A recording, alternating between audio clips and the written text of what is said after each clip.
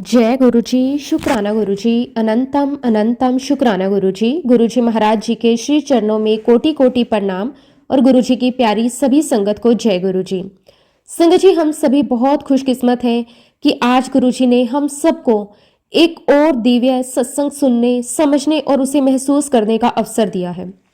संगत जी, जब भी हम संगत में बैठकर जो शांति और सुरक्षा और जो करुणा हमें महसूस होती है, उसे शब्दों में बांध पाना आसान नहीं है। लेकिन फिर भी आज का ये सत्संग उस परम प्रेम का साक्षात अनुभव है। ये वो यात्रा है जहां इंसान समस्याओं से नहीं, गुरुजी की कृपा से जुड़ता है, जहां मन के अंधेरे दूर होकर भीतर केवल रोशनी ही रोशनी रह जाती है। संगत जी, आज का सत्संग बहुत ही सुंदर, बहुत ही प्यारा सत्संग है। गुरुजी की बहुत ही ब्लेस्ड और पुरानी संगत का सत्संग है, जिन्होंने अपने जीवन में गुरुजी महाराज जी की अनगिनत लीलाएं देखी, महसूस की और जी भी।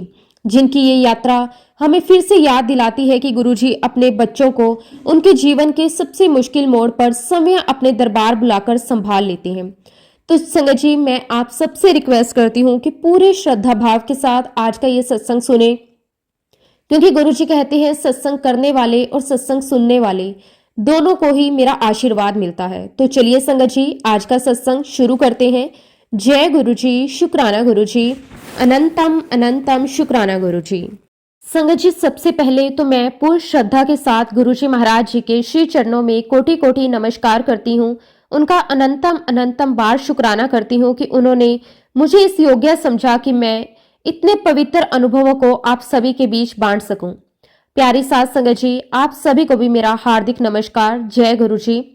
संगत जी, गुरुजी महाराज की कृपा ऐसी होती है कि कब किस रूप में, किस रास्ते से वह अपने बच्चों को अपने दरबार की ओर खींच लेते हैं, इसका मनुष्य कल्पना भी नहीं कर सकता।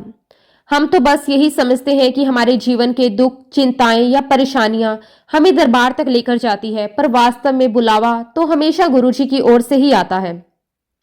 उनका ही दिव्य आदेश होता है कि बस अब समय आ गया, मेरा बच्चा मेरे पास आए। मेरे जीवन में भी संगत जी ऐसा ही हुआ, जब हमारे घर में समस्याओं का मानसून बादल की तरह घिर आया था, जब हर दिशा में चिंता ही चिंता दिखाई दे रही थी, जब मन का संतुलन भी डगमगाने लगा था, तब संगत जी सबसे बड़ी चिंता मेरी बेटी को लेकर थी। वह समस्या ऐसी थी कि माँ का दिल हर पल भारी रहता था, रातें बेचैनी से कटती थी और दिन एक बोझ की तरह गुजरते थे। हम दोनों, मैं और मेरे हस्बैंड, बहुत परेशान थे। उसी समय संगत जी हमारे एक अंकल, प्रकाश सिंह अंकल, जो गुरुजी की ब्लेस संगत थे, कई बार हमारे घर आया जाया करते थे। पर देखिए संगत जी, इतने वर्षों तक वह हमारे घर आते रहे, पर कभी भी उन्होंने गुरुजी महाराज जी के बारे में एक शब्द तक नहीं कहा। हमें उस समय नहीं पता था कि यह भी गुरुजी की ही लीला थी। जब तक बुलावा नहीं आता, तब तक आप सुन भी लो तब भी नहीं सुनते, समझ भी लो तब भी नहीं समझते। जब समस्याएं बढ़ी तो एक दिन मैंने हिम्मत करके प्रकाश सिंह अंकल को फोन किया। मैंने उन्हें कहा कि अंकल, हम बहुत परेशान हैं, हमारी बेटी की हालत से हम बहुत चिंतित हैं। संगत जी, जैसे ही अंकल ने मेरी बात सुनी, उन्होंने एक सेकंड भी नहीं सोचा, तुरंत बोले, तुम लोग बिल्कुल चिंता मत करो, मेरे गुरुजी हैं, मैं तुम्हें उनके पास लेकर चलता हूँ। अब जब पीछे मुड़कर सोचती हूँ तो साफ समझ में आता है कि ये कॉल, ये बातचीत, ये निर्णय, ये सब गुरुजी महाराज जी की योजना थी। ये उनका ही बुलावा था जिस पर हम चल पड़े। संगत जी, अगले दिन हम प्रकाश सिंह अंकल के साथ पहली बार अंपायर स्टेट गुरुजी महाराज जी के दरबार में पहुंचे। जैसे ही दरबार में कदम रखा, क्या ही बताऊं संगत जी, इतनी दिव्य सुगंध, इतनी शांति, इतनी पवित्र ऊर्जा, ऐसा लगा जैसे मनुष्य किसी जगह नहीं बल्कि किसी और ही लोक में प्रवेश कर गया। सामने गद्दी पर गुरुजी महाराज विराजमान थे, एकदम अलौकिक, अद्भुत। संगत जी, उनका ऑरा मैं आपको शब्दों में नहीं बता सकती। संगत जी, सच कहूं तो मन में तुरंत एक हल्का सा झटका लगा, क्योंकि हमारी कल्पना में गुरुजी का स्वरूप हमेशा वही होता है, भगवा वस्त्र, चंदन की माला, लंबे बाल, दाढ़ी और थोड़ा वृद्ध दिखाई देने वाला चेहरा। लेकिन गुरुजी महाराज संगत जी, वो तो साक्षात दिव्यता का तेज थे। उनके चेहरे पर ऐसी चमक, ऐसी शांति, ऐसा आकर्षक था, जैसे उन्हें देख भर लेने से आत्मा तरोताजा हो जाए। उनकी उपस्थिति इतने प्यार से भरी हुई थी, ऐसा लगता था मानो पूरा रूम केवल उनके प्रकाश से जगमगा रहा हो। हमारी नजरें उनसे हट ही नहीं रही थी। हम प्रकाश अंकल को फॉलो करते हुए उनके चरणों पर माथा टेकने आगे बढ़े। मैंने जैसे ही माथा टेका, सिर उठाया, गुरुजी महाराज जी ने हमें देखा और तुरंत प्रकाश अंकल से पूछा, ये तेरे नाल ने? संगत जी, ये सुनकर दिल भीतर से कांप गया, क्योंकि हम सब जानते हैं गुरुजी महाराज जी को पहले से ही सब पता था, कौन आ रहा है, किसको किसने लाया है, किसके जीवन में क्या समस्या है, किसका समय आ गया है। उनके लिए कुछ भी नया नहीं होता। फिर भी संगत जी वह प्यार से, सहजता से, इंसानियत के भाव से पूछते हैं, तेरे नाल ने? प्रकाश अंकल ने विनम्रता से कहा कि हाँ जी गुरुजी, मेरे नाल ने। गुरुजी ने हाथ के हल्के से इशारे से हमें बैठने को कहा। हम दरबार में बैठ गए। अब संगत जी जो आगे देखा वह हमारे लिए बिल्कुल नया अनुभव था। दरबार में इतने बड़े बड़े लोग बैठे हुए थे, देखकर विश्वास ही नहीं हो रहा था। हमने देखा मेनका गांधी थी, अरुण शौरी जी थे और भी कई बड़े मंत्री, बड़ी हस्तियां सभी गुरुजी के चरण दबा रहे थे। थोड़ी देर बाद प्रकाश अंकल को भी चरण सेवा का मौका मिला। हम पढ़े लिखे लोग हैं, दिमाग चलना स्वाभाविक है। अंदर अंदर एक सवाल मन में उठने लगा, ये कैसा दरबार है? गुरुजी ने इतने लग्जरी कपड़े पहने हैं, यहाँ इतनी बड़ी बड़ी वीआईपी संगत बैठी है। क्या गुरुजी केवल इन्हीं लोगों के गुरु हैं? हमारी क्या हैसियत है इनके आगे? हम जैसे नॉर्मल लोगों के लिए क्या वक्त होगा इनके पास? और ऊपर से मेरे हस्बैंड उस समय डिफेंस में भी थे, एक अच्छे पद पर थे। फिर भी जो बड़े बड़े चेहरे वहां बैठे थे, उन्हें देखकर हम खुद को बहुत छोटा महसूस कर रहे थे। यही सब सोचते सोचते मन और भी उलझता जा रहा था। क्या गुरुजी ऐसे होते हैं? क्या असली गुरु साधारण कपड़ों में नहीं होते? क्या ये सब दिखावा है? लेकिन संगत जी, हम चाहे कितने भी पढ़े लिखे क्यों ना हो जाएं, हमारी बुद्धि, हमारा लॉजिक, हमारी समझ ईश्वर के आगे बहुत छोटी होती है। और संगत जी, सच में हम उस समय अपनी छोटी सी सीमित और ना समझ बुद्धि का परिचय दे रहे थे। मनुष्य जब अपने तर्कों, अपने लॉजिक और अपने दिमाग के दायरे में बन जाता है, तब वह ये समझ ही नहीं पाता कि इसके सामने कौन बैठा है, वह किसकी निगाहों में पल पल समाया हुआ है। उस समय हमें जरा भी अंदाजा नहीं था कि जिस दरबार में हम बैठते थे वह कोई साधारण जगह नहीं थी। वह जगह थी जहां खुद भगवान बैठते हैं, जहां महाशिव अपने मानवीय रूप में विराजमान होते हैं। संगत जी, हम तो उस समय बिल्कुल अज्ञानी थे। हमें पता ही नहीं था कि हम जिनके सामने बैठे हैं वे केवल गुरु नहीं, गुरु रूपी शिव हैं।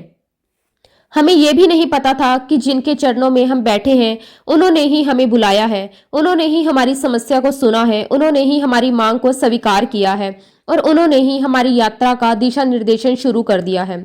जब हम आज पीछे मुड़कर देखते हैं तो संगत जी अपने विचारों पर शर्म आती है। उस समय दरबार में बैठकर मैं ना जाने क्या क्या सोच रही थी। गुरुजी ने हमसे बात क्यों नहीं की? हमारी समस्या का समाधान क्यों नहीं बताया? इतने वीआईपी संगत के बीच क्या हमारे लिए कोई जगह है भी? और शायद संगत जी, यह सब सोचते हुए मुझे ये भी एहसास नहीं था कि गुरुजी की नजर एक एक विचार, एक एक धड़कन, एक एक भाव पर होती है। कई बार दिल में आता है कि ना जाने गुरुजी उस समय मेरे बारे में क्या सोच रहे होंगे। क्या वे मन ही मन मुस्कुराए होंगे? क्या उन्होंने मेरी नादानी पर अपनी करुणा बरसाई होगी? या फिर अपनी उसी प्यारी टेढ़ी मुस्कान से कहा होगा, बस तेनू पता ही नहीं, मैं तेरे नाल हाँ। लेकिन संगत जी, हम सब जानते हैं हमारे गुरुजी महाराज अत्यंत दयालु हैं। उनके भीतर किसी भी संगत के लिए ना कोई कठोरता, ना कोई दूरी और ना ही कोई भेदभाव। उनके चेहरे पर जो सौम्यता होती है, जो विनम्र मुस्कान होती है, वे सीधे दिल को स्पर्श कर जाती है। पढ़े लिखे लोग चाहे कितना भी बड़ा अहंकार लेकर जाएं, गुरुजी के दरबार में बैठते ही वह पिघलने लगता है, क्योंकि उनकी उपस्थिति ही इतना करुणामयी होती है। थोड़ी ही देर बाद संगत जी दरबार में लंगर आ गया। जब लंगर का तरीका भी बिल्कुल अलग था। 4-4 लोग साथ बैठकर लंगर ग्रहण करते थे और उसी में संगत जी मेरी थाली, मेनका गांधी जी, मेरे हस्बैंड और एक अन्य संगत के साथ लग गई। ये देखकर भी हमें अजीब लगा, ये कैसा सिस्टम है? इतनी बड़ी हस्तियां भी बिल्कुल सामान्य तरीके से संगत के साथ लंगर ले रही हैं। पर ये तो गुरुजी का रंग है। उनके दरबार में सभी एक समान, सभी उनके बच्चे। लंगर संपन्न हुआ, हम हाथ धोने बाहर गए, फिर वापस दरबार में आकर बैठ गए। पर संगत जी, उस दिन गुरुजी ने हमसे एक शब्द भी नहीं कहा। उन्होंने प्रकाश अंकल से भी हमारे बारे में कुछ नहीं पूछा। हम वही बैठे रहे, उम्मीद में, इंतजार में कि शायद गुरुजी बुलाएंगे, कुछ कहेंगे, कोई संकेत देंगे, लेकिन कुछ भी नहीं हुआ। जब आज्ञा लेने का समय आया तो हम लोग आगे गए। गुरुजी ने सिर्फ अपने हाथ के हल्के से इशारे से ही हमें जाने की अनुमति दे दी। ना उन्होंने कोई प्रश्न किया, ना ही कोई बातचीत हुई। संगत जी, ये सब देखकर मन ही मन थोड़ा निराशा सी हो गई। हम तो वहां अपनी बड़ी समस्या का समाधान लेने गए थे, ये सोचकर कि गुरुजी हमें तुरंत कोई दिशा देंगे, कोई चमत्कार होगा, कोई बात होगी, लेकिन वहां तो कुछ भी नहीं हुआ। इसलिए संगत जी हमें लगा कि ये बहुत नॉर्मल जगह है, यहाँ कुछ खास नहीं, यहाँ से हमारी समस्या का समाधान नहीं मिलने वाला। हमारी नादानी, हमारी छोटी बुद्धि, हमारी सहती सोच सब उस समय अपना पूरा परिचय दे रहे थे। हमें यह भी नहीं पता था कि जिस दिन हम दरबार में बैठे थे उसी दिन से गुरुजी ने हमारी समस्या को अपने हाथ में ले लिया था, बस हम ही समझ नहीं पाए। संगत जी इसके बाद हमने सोचा कि अब गुरुजी के दरबार जाने का कोई मतलब नहीं है और इस सोच के साथ पूरे 6 महीने तक हम दरबार नहीं गए। उसी दौरान संगत जी मेरे हस्बैंड का ट्रांसफर बेंगलोर में हो गया और मेरी बेटी का आईआईटी में एडमिशन हो गया और उसी के बाद हमें दिल्ली से गुड़गांव शिफ्ट होना पड़ा। आज सोचती हूँ तो लगता है कि शायद यही सब गुरुजी महाराज जी की पहले से लिखी हुई योजना का हिस्सा था। हम समझ रहे थे कि हम सिर्फ शहर बदल रहे हैं, लेकिन असल में गुरुजी हमें धीरे धीरे अपने और नजदीक खींच रहे थे। हो सकता है संगत जी कि पिछले जन्मों में किए हुए अच्छे कर्मों का फल हमें अब मिलने वाला था। शायद अब समय आ गया था कि गुरुजी हमें अपने दरबार में बुलाएं और हमारी रूखी सूखी जिंदगी में कृपा की वर्षा करें। संगत जी गुरुजी महाराज जी की लीला तो कोई समझ ही नहीं सकता। ये कहना भी कम पड़ेगा कि उन्होंने हमें खींचना शुरू कर दिया, क्योंकि सच तो ये है कि उन्होंने हमारे घर के दरवाजे से लेकर हमारे मन के दरवाजे तक धीरे धीरे बड़े प्यार से, बड़ी करुणा से प्रवेश करना शुरू कर दिया था।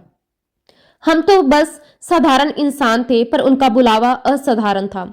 उन दिनों मेरी बड़ी बेटी पुणे में थी, मेरे हस्बैंड बेंगलोर में थे और मैं अपनी छोटी बेटी के साथ गुड़गांव में रहती थी। घर में बस हम दोनों ही थे। एक दिन संगत जी मुझे बहुत तेज सर दर्द हो रहा था, इतना कि मैं ठीक से अपनी आंखें भी नहीं खोल पा रही थी। परेशान होकर मैंने छोटी बेटी से कहा कि मैं नीचे केमिस्ट से हेडेक की दवाई लेकर आती हूँ। और संगत जी मैं बिना सोचे समझे बस अपने घर के सामान्य कपड़ों में स्लीपर पहनकर ही नीचे चली गई। मुझे कहाँ पता था कि नीचे दवाई लेने जाना असल में दरबार जाने का बुलावा होगा। अब देखिए गुरुजी महाराज जी की लीला। मैं दवाई लेने के लिए जैसे ही केमिस्ट की दुकान पर पहुंची, तभी एकदम अचानक मेरी एक बहुत ही करीबी दोस्त कार में वहां आई और जैसे ही उसने देखा, उसने बिना देरी किए कार रोक दी। वह गाड़ी से उतरी भी नहीं, बस दूर से ही मेरा हाथ पकड़कर बोली, तू यहीं खड़ी क्यों है, चल तुरंत कार में बैठ। मैंने उसे कहा, अरे मैं इस हालात में कहाँ चलूं, घर के कपड़े स्लीपर पहने हैं, सिर भी दुख रहा है। पर संगत जी वह जैसे मेरी बात सुनने को तैयार ही नहीं थी। उसने जरा भी तर्क नहीं सुना, बिल्कुल जिद्दी बच्चे की तरह मेरा हाथ पकड़ा और कार में बिठा लिया। बोली, कुछ नहीं सुनना मुझे, बहुत बड़े गुरु आए हैं, बेहद चमत्कारी है, उनके पास चलना है। मैं बार बार मना करती रही, मैं ऐसे कैसे चलूं, मेरी हालत ठीक नहीं है। पर वह अपनी ही दुनिया में थी। उसने मानो गुरुजी महाराज जी की ओर से मेरे लिए संदेश ले रखा था। इस बच्ची को आज किसी भी हालत में दरबार पहुंचना है। मैं घर से निकलते समय चौकीदार को ये कहकर गई, मेरी बेटी को बता देना कि मैं अपनी फ्रेंड के साथ कहीं जा रही हूँ। सोचिए संगत जी, मुझे भी नहीं पता था कि मैं कहाँ जा रही हूँ, पर गुरुजी जानते थे। जैसे ही हमारी कार अंपायर स्टेट की तरफ मुड़ी, मेरे अंदर अचानक से एक झटका सा लगा। मैंने अपनी फ्रेंड से पूछा, क्या हम अंपायर स्टेट वाले गुरुजी के पास जा रहे हैं? वो बोली, हाँ हम बिल्कुल वही जा रहे हैं। तब मैंने उससे कहा, पर हम तो पहले जा चुके हैं, हमें तो कुछ खास महसूस नहीं हुआ था। मेरी ये बात सुनकर उसने तुरंत कहा, नहीं तुम गलत हो, वह बहुत पहुंचे हुए गुरु हैं, बहुत बड़ी शक्ति है उनके अंदर, तुम समझ नहीं पाई होगी। संगत जी कार में बैठी हुई थी, बीच रास्ते में उतर भी नहीं सकती थी। बस मन में मिश्रित भाव आ रहे थे, उलझन, झिझक, हिचकिचाहट और थोड़ी सी शर्म। लेकिन गुरुजी का बुलावा था, उनकी कृपा का रास्ता खुल चुका था, तो लौटना संभव ही नहीं था। अंपायर स्टेट पहुंचकर हम दरबार के अंदर गए। वहां पहुंचते ही मुझे वही पुराना दृश्य याद आने लगा। इतनी सुंदर, इतनी दिव्य गद्दी और उस पर विराजमान गुरुजी महाराज। इस बार फर्क ये था कि मैं घर के कपड़ों में थी, सब लोग अच्छे सुंदर वेल ड्रेस्ड कपड़ों में आए हुए थे। वीआईपी संगत भी थी, मंत्रमुग्ध वातावरण भी था और गुरुजी महाराज हमेशा की तरह बेहद लग्जरी कपड़ों में गद्दी पर बैठे थे।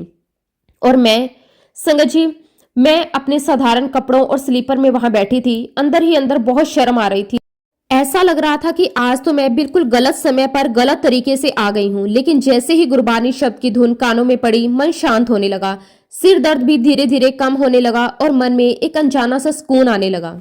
मन को बहुत गहरी शांति मिल रही थी। संगत जी जैसे कोई अंदर बैठे तूफान को एकदम से थाम ले, जैसे कोई अदृश्य हाथ आपके सर पर सहारा दे और कह दे, बस अब तू शांत हो जा। और उस पवित्र माहौल में कुछ देर बैठने के बाद हम लोग लंगर करके बाहर आ गए।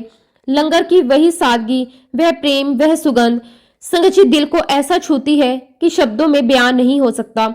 बाहर आकर संगत जी हमने हाथ धोए। हाथों पर अभी भी लंगर की वो खुशबू थी, वह प्रेम था। मैंने अपनी फ्रेंड से कहा कि देख, मैं ऐसे घर के कपड़ों में हूँ, ढंग का सूट भी नहीं पहना, स्लीपर भी पैरों में है। मैं गुरुजी से आज्ञा लेने उनके पास नहीं जाऊंगी, मैं दूर से ही प्रणाम कर लूंगी। और संगत जी, आप सब जानते हैं हमारे गुरुजी महाराज कोई साधारण संत नहीं है, वो तो जानी जान है। अपने हर भक्त की, हर संगत की, मन की हर बात पल में पढ़ लेते हैं। कोई बोले ना बोले गुरुजी सब जान लेते हैं। हुआ ये संगत जी कि इधर मैंने अपनी फ्रेंड से धीरे से कहा कि मैं अंपायर स्टेट की सीढ़ियों से ही गुरुजी को प्रणाम कर लूंगी, और उधर जैसे ही मेरे मन में ये बात आई, बस थोड़ी ही देर में गुरुजी महाराज समय अंपायर स्टेट की वही सीढ़ियों के पास आकर खड़े हो गए।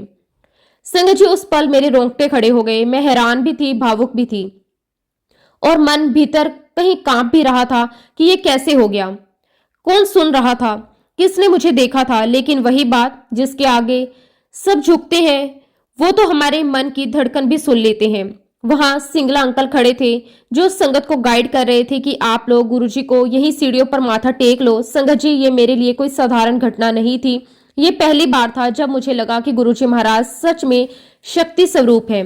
उनमें वह सामर्थ्य है कि वह एक एक मन की धड़कन, एक एक विचार को सुन ले और उसी पल सामने प्रकट हो जाए। उनके जैसा कोई नहीं।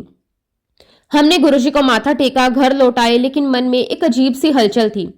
एक तरफ अपनापन, दूसरी तरफ आदर, और कहीं भीतर एक सवाल, ये कैसे हो गया। और वहीं से संगत जी, गुरुजी महाराज की महिमा मेरे जीवन में नई तरह से खुलनी शुरू हो गई। उन दिनों में IIT दिल्ली में केमिकल इंजीनियर विभाग में एक साइंटिस्ट के रूप में काम कर रही थी। हमारी कॉलोनी में वैसे भी काफी संगत रहती थी। बहुत से लोग गुरुजी महाराज जी के भक्त थे। धीरे धीरे सभी का एक ग्रुप बन गया था। वो सभी लोग मिलकर एक कार में गुरुजी के दरबार जाया करते थे। संगत जी, मैं भी उनके साथ जाने लगी। अब तब मुझे एहसास हो चुका था कि गुरुजी में कोई तो ऊर्जा है, कोई तो दिव्यता है जो मन खींचती है। हम लोग अक्सर गुरुजी के दरबार जल्दी पहुंच जाते थे। तब गुरुजी किचन के बाहर कैबिनेट पर बैठे रहते, एकदम सामान्य कपड़ों में, trouser, T shirt, sports shoes. उन्हें देखकर लगता था, अरे ये तो बिल्कुल आम इंसान की तरह है। लेकिन जैसे ही वह चोला पहनकर दरबार में आते थे, संगत जी, उनका रूप ही बदल जाता था। वह तेज, वह आभा, वह दिव्यता, उनका पूरा स्वरूप ही कुछ और हो जाता था। हालांकि मुझे पता चल चुका था कि गुरुजी में शक्ति है, फिर भी संगत जी, मन में बहुत सारे सवाल थे, बहुत से इफ एंड बट थे, पता नहीं क्यों। पर मन इंसान का जल्दी नहीं मानता। इन्हीं डाउट्स, इन्हीं विचारों के साथ मैं गुरुजी के दरबार में कई कई घंटे बैठती थी, पर हिम्मत नहीं होती थी कि गुरुजी से कुछ पूछ सकूं। जब भी गुरुजी के सामने होती, मैं बस चुप होकर उन्हें देखती रहती, जैसे मन भरता ही नहीं था। और फिर एक दिन पहली बार गुरुजी महाराज जी ने मुझसे बात की। सबसे पहला प्रश्न, तेरा नाम क्या है? मैंने कहा कि गुरुजी, मेरा नाम बीना है। फिर गुरुजी ने पूछा, केड़ी पढ़ाई की है? मैंने कहा कि गुरुजी, मैंने PhD की है। गुरुजी जोर से हंस पड़े, ओ पागल होने दा डर। और फिर हंसते हुए बोले, जा उत्थे बैठ जा। संगत जी, ये पहली बार था जब मैंने गुरुजी को ऐसे करीब से महसूस किया। उनकी हंसी, उनकी सरलता, उनका अपनापन। गुरुजी बिल्कुल ठेठ पंजाबी में बात करते थे, जो हमें शुरुआत में जरा भी समझ नहीं आती थी। धीरे धीरे उनकी भाषा भी समझ में आने लगी। अगर कुछ समझ में नहीं आता तो सेवादार अंकल समझा देते। कई बार तो गुरुजी खुद कहते थे, एनु समझा दियो। गुरुजी महाराज बहुत ही सिंपल, बहुत प्यारे, और जब अपने कमरे में चोला पहनकर आते, उनका दिव्य रूप देखने लायक होता था। लेकिन फिर भी उस चोले में भी गुरुजी इतने हम्बल, इतने विनम्र रहते थे कि दिल दंग रह जाता था। दूसरी तरफ संगत जी, हम पढ़े लिखे लोग, हमारे अंदर का ईगो खत्म ही नहीं होता था। हम सोचते हैं कि हमें सब पता है, हम दुनिया को समझते हैं, हम समझदार हैं। लेकिन संगत जी, यही हमारी सबसे बड़ी गलतफहमी थी। खैर संगत जी, उन दिनों जब हम गुरुजी महाराज जी के पास जाया करते थे, तो आपको तो पता ही है कि गुरुजी के दरबार में कुछ भी लेकर जाना मना था। दरबार की वही मर्यादा, वही पवित्रता, वही नियम। लेकिन संगत जी, मन तो बच्चा ही होता है ना। हम लोग भी दिल से छोटे बच्चे ही थे। हम लोग क्या करते थे, कार में 5-6 संगत एक साथ बैठकर जाते थे, तो रास्ते में एक छोटा सा फूल वाला आता था। हम वहीं से 2-4 ताजे गुलाब के फूल ले लेते थे। मन में एक ही भावना होती थी, गुरुजी को कुछ चढ़ाने की। भले ही मालूम था कि दरबार में कुछ ले जाना मना है, पर प्यार की मजबूरी। हम उन गुलाबों की पंखुड़ियों को तोड़ लेते थे, और जैसे ही अंपायर स्टेट में कार लगती थी, हम सीधा किचन में जाकर उन फूलों की पेटल्स रख आते, और वहां से वापस आकर चुपचाप इंतजार करते कि अब गुरुजी महाराज अपने कमरे में जाएंगे। जैसे ही गुरुजी अपने कमरे में जाते, उसी बीच हम भागकर उनकी गद्दी के पास पहुंच जाते, जहां एक छोटा सा कारपेट रखा होता था जिस पर गुरुजी अपने पवित्र चरण रखते थे। हम वही संगत जी बड़ी श्रद्धा से धीरे धीरे अपनी सारी फूलों की पंखुड़ियां एक मोटी परत की तरह बिछा देते थे। और देखिए गुरुजी महाराज जी की असीम कृपा, कभी भी गुरुजी ने हमें इस बात के लिए टोका नहीं, कभी किसी सेवादार ने नहीं रोका, कभी किसी ने नहीं कहा कि ये मत करो। संगत जी ये भी उनकी ही कृपा थी, उन्होंने हमें अपनी इस बाल सेवा में भी शामिल होने दिया। जब हम वापस कार में बैठते थे तो हमारे खुशी का कोई ठिकाना नहीं होता था। हम एक दूसरे से कहते, देख आज गुरुजी ने हमारे लाए हुए फूलों पर अपने चरण रखे थे। बस यही बात हमारे लिए पूरे दिन की खुशी बन जाती थी। और संगत जी हमारा कोई दिन फिक्स नहीं था, हम तो रोज ही चले जाते थे। हर दिन वही प्रेम, वही तड़प, वही आकर्षण खींच ले जाता था गुरुजी महाराज जी के पास। और फिर संगत जी एक दिन गुरुजी महाराज जी की कृपा से मुझे वह दिन नसीब हुआ जिसकी लालसा हर संगत के मन में रहती है। गुरुजी महाराज जी का सपना, गुरुजी महाराज जी का ड्रीम। उस रात मैंने सपने में गुरुजी को देखा। दृश्य क्या था ये साफ समझ नहीं आया, बस इतना मालूम था हुआ कि गुरुजी आए थे। उनकी उपस्थिति, उनका तेज, उनका स्पर्श, कुछ था उस सपने में जो दिल को हिला गया था। अगले दिन जब मैं दरबार पहुंची तो मुझ जैसी पढ़ी लिखी नादान इंसान गुरुजी महाराज जी के पास जाकर ये पूछ बैठी कि गुरुजी आपने कल मुझे सपने में क्या दिखाया। संगत जी बस फिर क्या था, गुरुजी महाराज जी ने मुझे जो डांट लगाई, हे प्रभु क्या डांट लगाई। उन्हें गुस्सा नहीं था, पर वह डांट, वह शब्द सीधे दिल के आर पार उतर गए। गुरुजी बोले, चुप कर, जा उठे बैठ जा। संगत जी इतने लोगों के बीच वह डांट सुनकर मैं बिल्कुल पत्थर सी रह गई। उस समय दरबार में मुरली मनोहर जोशी जी की बेटी गुरुजी के चरण दबा रही थी। इतने लोगों के सामने मुझे बड़ी शर्मिंदगी महसूस हुई। मैं बहुत रोई उस दिन।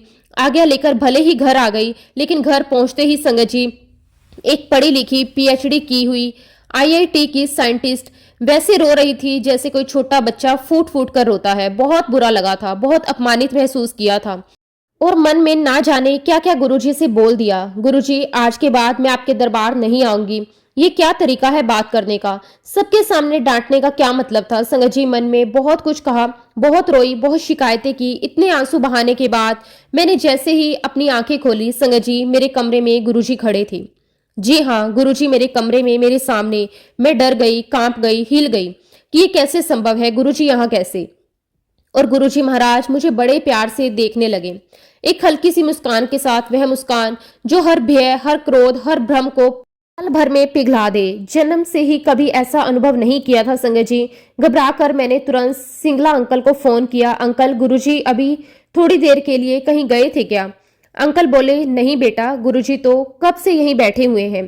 तभी मुझे एहसास हुआ, अरे आज दरबार में गुरुजी ने मेहरून रंग का चोला पहना था और अभी जब उन्होंने मुझे दर्शन दिए तो क्रीम रंग का चोला पहने हुए थे।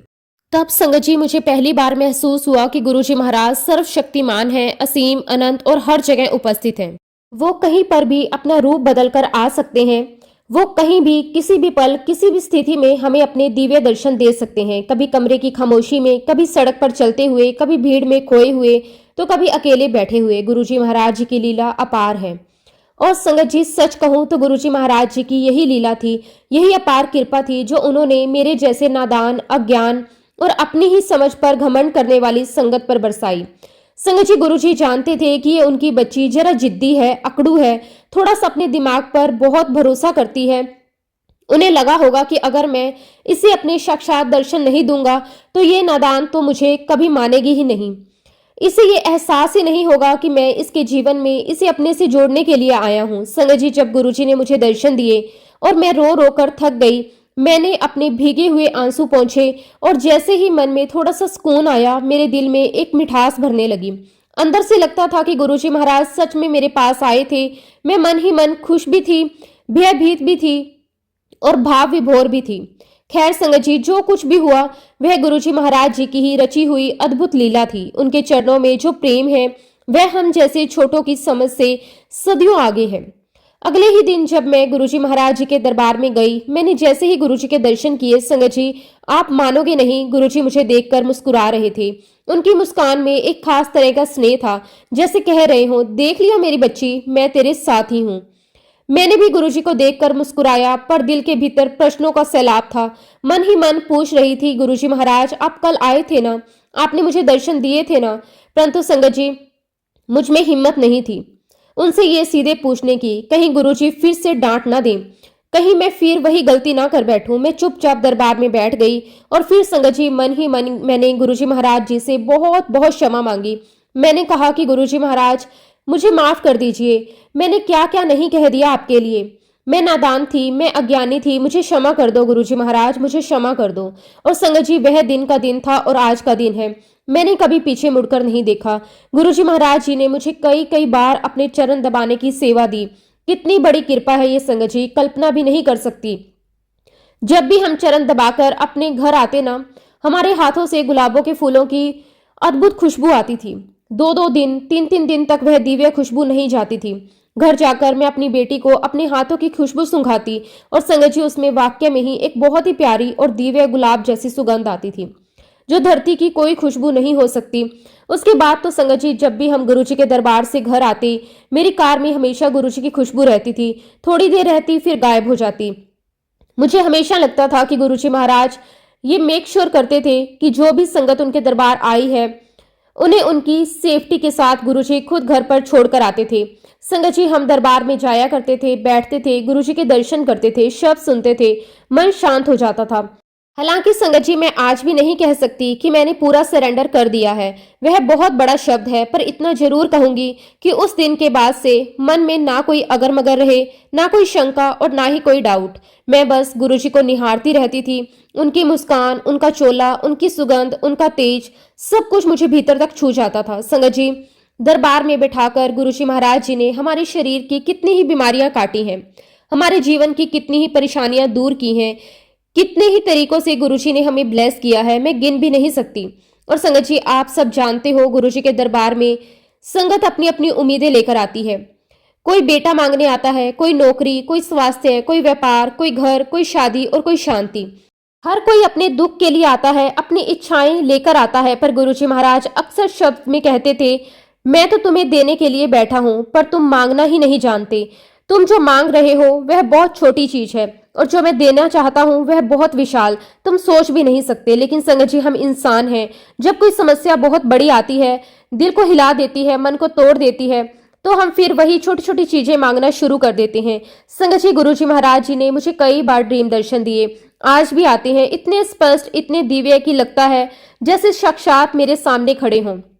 मैं गुरुजी का बहुत बहुत शुक्राना करती हूँ कि उन्होंने मुझे इस योग्य समझा कि मुझे कई बार अपने ड्रीम दर्शन दिए, कई बार अपने साक्षात दर्शन दिखाए। एक बार की बात है संगत जी, गुरुजी महाराज जी ने मुझे कहा कि बड़े मंदिर आई, शायद कोई बड़ा फंक्शन था। तब तक दरबार में जाते जाते मेरी कई सारी संगत से पहचान भी हो चुकी थी। जेठा अंकल और आंटी तो हमारी कॉलोनी में ही रहते थे, उनका बेटा उन्हें ले जाया करता था और मैं भी उनके साथ जाने लगी। उसके बाद संगत जी गुरुजी महाराज जी की अपार कृपा से मुझे वहां पर सेवा करने का सौभाग्य मिला। हम लोग जल्दी जाया करते थे, साफ सफाई करते थे, गमले ठीक करते थे। एक बार की बात है संगत जी, बहुत सुहानी, बहुत पावन सी सुबह थी। हवा में हल्की ठंडक थी, सूरज अभी अभी आसमान पर चढ़ने लगा था। हम सभी संगत बड़े मंदिर में सेवा के लिए जल्दी पहुंच गए थे। रोज की तरह हमने अपनी ड्यूटी पकड़ ली। किसी ने झाड़ू लगाना शुरू किया, किसी ने पोछा लगाना, किसी ने पौधों में पानी डालना और हमने गमलों को साफ करना शुरू किया। माली भैया भी वहीं थे। संगत जी हम सब इतने मन से सेवा कर रहे थे कि समय का पता ही नहीं चला। लगभग 10 बजे का समय रहा होगा और अचानक संगत जी गुरुजी महाराज समय आ गए। ना कोई आहट, ना कोई सूचना और ना ही कोई संकेत, बस ऐसे आए जैसे हवा में खुशबू भर जाए। उनके आते ही पूरा वातावरण एकदम बदल गया, जैसे हवा ठहर गई, जैसे सूरज ज्यादा चमक गया हो। गुरुजी के आने से ऐसा लगता था कि पूरा दरबार कुछ क्षणों के लिए सांस रोककर खड़ा हो गया। हम लोग तो अपने काम में लगे हुए थे, किसी को चाय प्रसाद मिला हुआ था, किसी ने अभी अभी लंगर प्रसाद लिया था, गेरू लगा रहा था। संगत जी आप तो जानते हो गेरू लगाना कितना पवित्र काम माना जाता है। हर गमले को, हर किनारे को जैसे नई आत्मा मिल जाती है। लेकिन संगत जी उन गमलों में से कई गमले ऐसे थे जो बिल्कुल खाली थे, जिसमें मिट्टी तो थी पर पौधे नहीं थे। हमें लगा अरे इनमें पौधे ही नहीं है तो गेरू करने का क्या फायदा। तो संगत जी हमने वह खाली गमले थोड़ी दूर रख दिए थे और बाकी गमलों पर गेरू करना शुरू कर दिया। हम अपनी समझ को बड़ा समझते हुए खुश थे कि चलो हमारी सेवा जल्दी पूरी हो जाएगी। पर संगत जी गुरुजी महाराज जी की नजर से क्या छिप सकता है। जैसे ही गुरुजी महाराज वहां आए, बस कुछ ही सेकंड तक उन्होंने हमें देखा, ना कोई सवाल ना कोई बात, बस आते ही बोले, ओए उन गमलियां ਨੂੰ क्यों ਛੱਡ ਦਿੱਤਾ? ਉਹਨਾਂ ਉੱਤੇ भी गेरू करो। संगत जी, हम सबके चेहरे देखने लायक थे। हम तो एक दूसरे का मुंह ऐसे देखने लगे जैसे हमारी सारी पोल खुल गई हो। हमारे मन में तो बस यही चल रहा था, गुरुजी ये भी जान गए, गुरुजी ने देख भी लिया, अब हम क्या बोले। संगत जी, हम सब झेप गए, घबरा भी गए, दिल धक धक करने लगा। बस एक ही शब्द निकला, हाँ जी गुरुजी, हाँ जी गुरुजी, अभी कर देते हैं। संगत जी, उसी पल समझ आ गया गुरुजी महाराज जी के सामने कोई चालाकी, कोई शॉर्टकट, कोई समझदारी चलती ही नहीं। वो तो परम पिता परमेश्वर है, हर बात जानने वाले हैं, हर मन पढ़ लेने वाले हैं, हर भावना समझ लेने वाले हैं। संगत जी, फिर हम सभी ने तुरंत उन गमलों को वापस उसकी जगह पर रखा, बड़े प्रेम व श्रद्धा से उन पर भी गेरू करना शुरू किया, जैसे हमने कोई बहुत बड़ी गलती कर दी हो और अब उसे ठीक करने में हमारी पूरी सेवा हो। उन दिनों संगत जी, हम रोज गुरुजी महाराज जी के दरबार में बैठा करते थे। गुरुजी कई बार हमसे बातें करते, हंसते, समझाते, डांटते और हमें अपने करीब महसूस करवाते थे। गुरुजी अक्सर जालंधर की कई सारी बातें हमें सुनाते थे, अपने बचपन की, अपनी लीलाओं की, अपने अनुभवों की, संगत से जुड़े किस्सों की। हमारी तो किस्मत खुल गई थी संगत जी, इतना बड़ा सौभाग्य है, ये सोचकर भी मन भर आता है। धीरे धीरे हम घंटों घंटों गुरुजी महाराज जी के पास बैठने लगे, कभी चुपचाप, कभी हंसते हुए, कभी उनकी बातें सुनते सुनते। समय का पता ही नहीं चलता था, हर मिनट एक वरदान जैसा लगता था, हर सेकंड एक आशीर्वाद। संगत जी, आज भी जब मैं उस सुनहरे समय को याद करती हूँ, मेरे शरीर के रोंगटे खड़े हो जाते हैं, मानो वह पल फिर से जी रही हूँ, मानो फिर वही चोला, वही मुस्कान, वही सुगंध मेरे सामने खड़ी हो। मैं उन पलों को आज भी बहुत मिस करती हूँ, बहुत ज्यादा। कभी कभी रात को नींद में भी वही दृश्य आ जाते हैं, गुरुजी की मुस्कान, उनकी चाल, उनका दरबार, उनकी वाणी। और संगत जी, मैं हर बार एक ही बात कहती हूँ, शुक्राना मेरे मालिक, आपका लख लख वार शुक्राना मालिक, आपका लख लख वार शुक्राना। आपने मुझे इस लायक समझा कि मुझे अपने चरणों में जगह दी, मुझे उस पल का साक्षी बनाया जिस पल के लिए आज भी हजारों संगत तरसती है। शुक्राना, अनंतम अनंतम शुक्राना मेरे मालिक, अनंतम अनंतम शुक्राना। एक बार की बात है संगत जी, हम हमेशा की तरह बड़े प्रेम से, बड़े स्नेह से गुरुजी महाराज जी के दरबार में बैठे हुए थे। दरबार में उस दिन का माहौल ही कुछ अलग था। हवा में एक अलग सी खुशबू थी, जैसे पूरा वातावरण शांति, प्रेम और आनंद से घुला हुआ हो। संगत जी, जब गुरुजी महाराज जी का दरबार होता है ना, तो वहां का हर कोना, हर पदार्थ, हर दीवार पर गुरुजी की कृपा बरसती है। ऐसा लगता है मानो पूरा दरबार सांस ले रहा हो, धड़क रहा हो और हर धड़कन कह रही हो, सतगुरु दा दरबार, मेरे मालिक दा घर। उसी दिन संगत जी, अचानक एक बहुत ही प्यारा, बहुत ही मन को छू लेने वाला भजन चला। इतना सुंदर, इतना मधुर कि जैसे सीधे आत्मा को छू जाए। भजन की पहली ही लाइन सुनते ही मन अंदर तक खिल गया। ऐसा लगा जैसे भजन नहीं, कोई विशेष संदेश है जो सीधे मेरे दिल के पास आया है। संगत जी, सच बताऊं, उस भजन ने मेरे अंदर एक अलग ही आनंद, एक अलग ही ऊर्जा भर दी।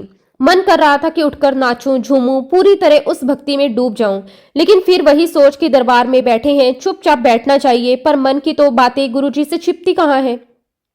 गुरुजी महाराज जी तो पूरे के पूरे अंतर्यामी हैं। हम क्या सोच रहे हैं, क्या महसूस कर रहे हैं, हमारे मन में कौन सा भाव उठ रहा है, सब कुछ गुरुजी को उसी पल पता चल जाता है। उस दिन भी संगत जी, मैंने सिर्फ मन ही मन सोचा और गुरुजी महाराज जी ने कहीं कुछ नहीं कहा, मगर उनके चेहरे पर हल्की सी मुस्कान आ गई। वही मुस्कान जो सब कुछ कह देती है, मैं जानता हाँ पुत्र, मैं सब समझता हाँ। गुरुजी महाराज जी ने सभी संगत को पहले ही इंस्ट्रक्शन दिया था कि बड़े मंदिर आना है। संगत जी, हम लोग सेवा प्रेम से भरकर पहले ही पहुंच गए। वह सजावट की सेवा मिली, वाह कितना सुंदर अनुभव था। हमने पूरे मन से, पूरी श्रद्धा से फूल सजाए, गेट सजाया, दिए लगाए। हर फूल लगाते समय ऐसा लग रहा था जैसे फूल नहीं, अपनी श्रद्धा चढ़ा रही हूं। और संगत जी, सच में उस दिन की सजावट कुछ अलग ही थी, इतनी प्यारी, इतनी दिव्य कि कई संगत खुद कह रही थी, लगता है आज दरबार अपने आप नूर बांट रहा है। और फिर संगत जी, गुरुजी महाराज दरबार में पधारे, शब्द चले, गुरबानी चली, सत्संग हुआ। करीब 400 से 500 संगत आई हुई थी। पूरा दरबार भरा हुआ था। ऊपर से भीड़ के बावजूद इतनी शांति, इतना सुकून, जैसे समय वहीं रुक गया हो। और देखो संगत जी, उसी समय गुरुजी महाराज जी ने वही भजन प्ले करवाया, वही भजन जो कुछ दिन पहले मेरे मन को छू गया था। अब आप सोचिए, इतनी बड़ी संगत, इतने लोग, और गुरुजी महाराज जी ने सिर्फ मुझे ही उठाकर कहा, चल डांस कर। संगत जी, उस पल दिल की धड़कन ही रुक गई। थोड़ा डर, थोड़ी शर्म, थोड़ा संकोच मन में, यही कि इतने लोगों के सामने कैसे डांस करूं। लेकिन गुरुजी महाराज जी का हुक्म, उसे तो सिर माथे लगाना है। वो बुलाएं और हम ना उठें, ये तो असंभव है। तो संगत जी मैं उठी और जैसे ही कदम आगे बढ़ाए ऐसा लगा मानो किसी अदृश्य शक्ति ने पूरे शरीर को हल्का कर दिया हो। जैसे मैं डांस नहीं गुरुजी खुद करवा रही हूँ, जैसे हर हरकत हर लय मेरी नहीं गुरुजी के आदेश से चल रही हो। और उस दिन संगत जी ना जाने गुरुजी महाराज जी ने कौन से हमारे भारी कर्म काटे, ना जाने किस जन्म के कर्म उतारे, ना जाने कौन सा बोझ उतार कर हमें हल्का कर दिया। एक बार की बात है संगत जी, हम गुरुजी महाराज जी के चरणों में बैठे हुए थे। जैसे हम हमेशा चरण दबाते उसी प्रेम से उसी भक्ति से सेवा कर रहे थे। आप जानते हैं संगत जी, गुरुजी काले रंग के मोजे पहनते थे। उसी दिन जब मैं गुरुजी के चरण दबा रही थी, अचानक मेरी नजर गुरुजी के ब्लैक मोजों पर पड़ी। मैं देखते ही रह गई, क्योंकि संगत जी गुरुजी महाराज जी की एडी की तरफ से नीली रोशनी निकल रही थी। पूरी तरह नीली, चमत्कार, पारदर्शी, ऐसी रोशनी जो मैंने पहले कभी नहीं देखी थी। पहले तो समझ नहीं आया ये कैसा प्रकाश। मैंने तुरंत गुरुजी का चेहरा देखा, चेहरा बिल्कुल शांत, जैसे कुछ हुआ ही ना हो। फिर मैंने गुरुजी के पैरों की तरफ देखा, वही नीली रोशनी, वही दिव्यता, वही नूर। और संगत जी ऐसा 3-4 बार हुआ। गुरुजी को देखती शांत, पैरों को देखती दिव्य रोशनी। और तभी मेरे भीतर भाव आया, ये तो गुरुजी की दिव्य रोशनी है, ये तो उनके नूर का दीदार है, ये तो मेरे मालिक खुद मुझे दिखा रहे हैं। जैसे ये भाव आया, मैंने गुरुजी की तरफ देखा और गुरुजी महाराज मुझे देखकर हंसने लगे। उसी हंसी में इतना प्यार, इतनी दया, जैसे कह रहे हो समझ गई पगली, अब समझ आ गया। संगत जी सच बताऊं, उस दिव्य एहसास की सत्यता ने मेरे होश उड़ा दिए और मेरे हाथ अपने आप आगे बढ़े। मैंने गुरुजी महाराज जी के पैर पकड़ लिए, इतने प्रेम से, इतने भाव से, इतनी कृतज्ञता से, और छोड़ने का मन ही नहीं कर रहा था। बहुत देर तक नहीं छोड़ा। गुरुजी हंसते रहे और फिर प्यार से बोले, चल अब छोड़ दे, जाके बैठ जा। मैं जाकर बैठी और एक बार फिर गुरुजी के पैरों की तरफ देखा। दिव्य रोशनी जा चुकी थी। उस पर समझ आ गया था कि वह रोशनी सिर्फ मेरे लिए थी, सिर्फ उसी समय के लिए थी, सिर्फ मुझे एहसास करवाने के लिए थी। गुरुजी महाराज हर जगह हैं, हर क्षण है और अपने बच्चों को हमेशा अपने नूर का एहसास करवाते रहते हैं। उस पल मैंने गुरुजी का मन ही मन लाखों बार शुक्राना किया। गुरुजी महाराज, आपने अपनी दिव्य रोशनी दिखाने के लिए मुझे चुना। मैं इसका वर्णन कभी नहीं कर सकती। शुक्राना आपका गुरुजी महाराज, आपका अनंतम अनंतम शुक्राना। और जैसे कि संगत जी आपने कई बार सुना है संगत के मुंह से कि गुरुजी महाराज जी के दरबार में बैठकर जो आनंद आता था, उस आनंद को संगत जी हम शब्दों में बयान नहीं कर सकते। संगत जी गुरुजी के पास बैठने के बाद दुनियादारी की सारी चिंता ही निकल जाती थी, कुछ याद ही नहीं रहता था।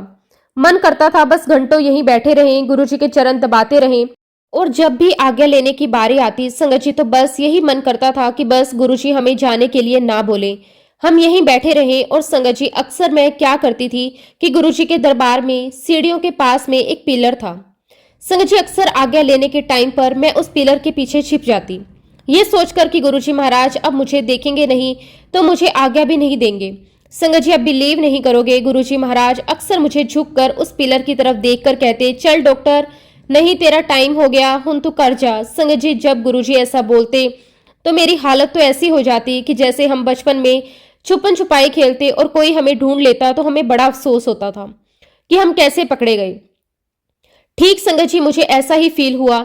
जैसे ही गुरुजी मुझे झुककर मुझे बोलते, चल डॉक्टरनी तेरा टाइम हो गया, घर जा, और मुझे लगता ओफो गुरुजी ने मुझे देख ही लिया, मुझे बोल ही दिया, इनसे कुछ छुपता नहीं है। और फिर संगत जी बड़े ही बेमन से मैं उठती थी, गुरुजी महाराज जी के पास जाती, उनसे आज्ञा लेती और घर चली जाती। लेकिन संगत जी गुरुजी महाराज जी में जो अट्रैक्शन था वो इतना जबरदस्त था कि दरबार से बाहर निकलने के बावजूद भी मैं झुक झुक कर देखती थी कि हाँ गुरुजी महाराज दरबार में बैठे हैं।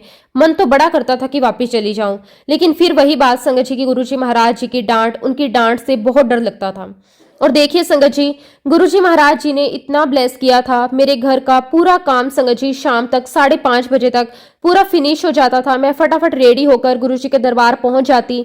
एक बार की बात है, मैं जहां पर जॉब करती थी आईटी में, वहां मैं गई हुई थी और कोई बहुत बड़ा फंक्शन था संगत जी। तो उस दिन मैं रात को 8 या 9 बजे के करीब छुट्टी हुई होगी और संगत जी हमारे डिपार्टमेंट के बाहर टैक्सी स्टैंड था।